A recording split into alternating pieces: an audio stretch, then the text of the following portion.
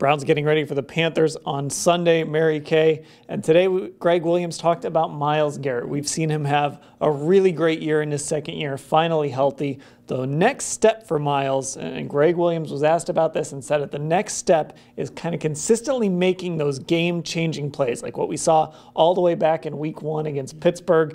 He had one against Oakland that got taken away on a penalty, but seeing those consistent game-changing plays at the ends of games. Right. Right now he has 11.5 sacks.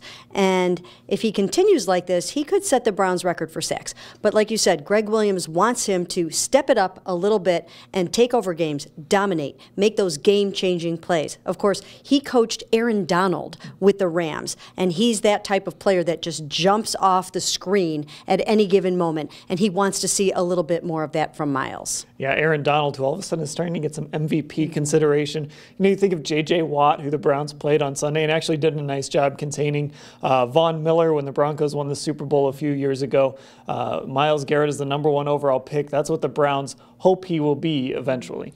Right, absolutely. And there is a player on the Panthers that they have had him watching film of, and that's Julius Peppers. So he will be on the same field as Julius Peppers, someone that he's watched a lot of film of, and this would be as good a time as any to take over a game. Now, another player that the Browns have high hopes for is Antonio Callaway, a rookie. He has not played. He's playing football, sat out a year. Now he's playing this year for the first time in over a year. And he's shown some flashes, but he's also had some hiccups, including that fumble the other day. But guys today talking about how Antonio Callaway has taken positive steps this season. Yeah, he has, and I think people are just around here are trying to remind everyone that he did sit out all of football last year. And look, now he's into the later part of this season, which is long past when college players play. So it takes a little bit of a toll. Maybe he hit a little bit of that rookie wall. He only has 33 catches this season, and that's really not enough from your ex-receiver. You really need him to make more big plays, and he's really working at it, and he's trying really hard.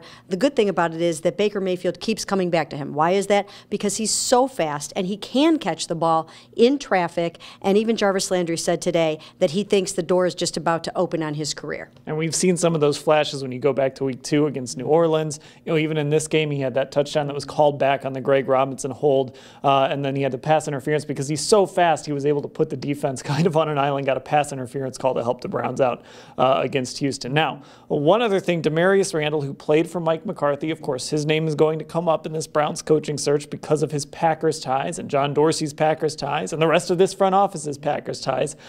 He had some things to say about Mike McCarthy as a head coach. Yeah, I really wasn't 100% certain how he felt about Mike McCarthy because he did get benched last year, and there were a few things that went on there. But he says he has a great relationship with Mike McCarthy. He would welcome him here.